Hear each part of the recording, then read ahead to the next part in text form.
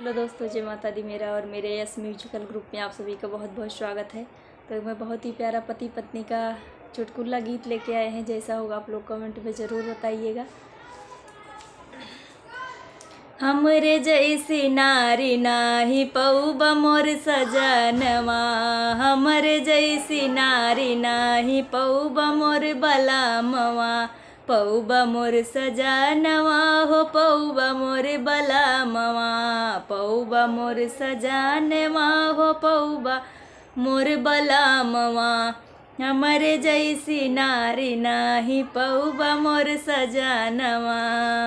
सासू ननदिया से खाना बनवाऊबे, सासू ननदिया से खाना बनवाऊबे, खाना बनवाऊबे सैया खाना बनवाऊबे।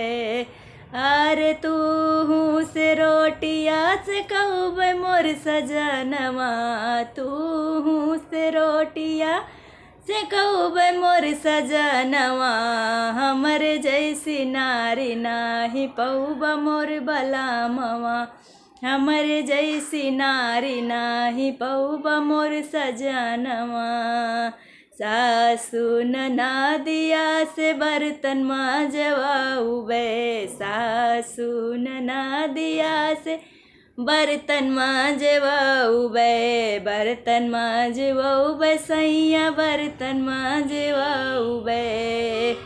अरे तू से बर्तन धुलवाऊबे मोर सैया, तू से बर्तन धुलवाऊबे मोर सैया, हमरे जैसी नारी नाही पौबा मोर सैया, हमरे जैसी नारी नाही पौबा मोरे बालमा।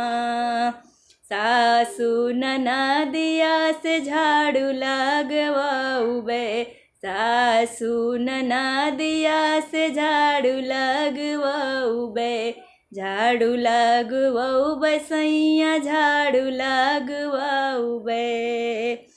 अरे तू से पोछा लगवाऊबे मोर सैया, तू से पोछा लगवाऊबे मोर सैया, हमरे जैसी नारी नाही पौबा मोर सैया, हमरी जैसी नारी नाही पौबा हमरे सैया, पौबा हमरे सैया हो पौबा हमरे बालमा, हमरे जैसी नारी नाही पौबा मोर सजनवा, हमरे जैसी नारी नाही पौबा मोर बलामवा।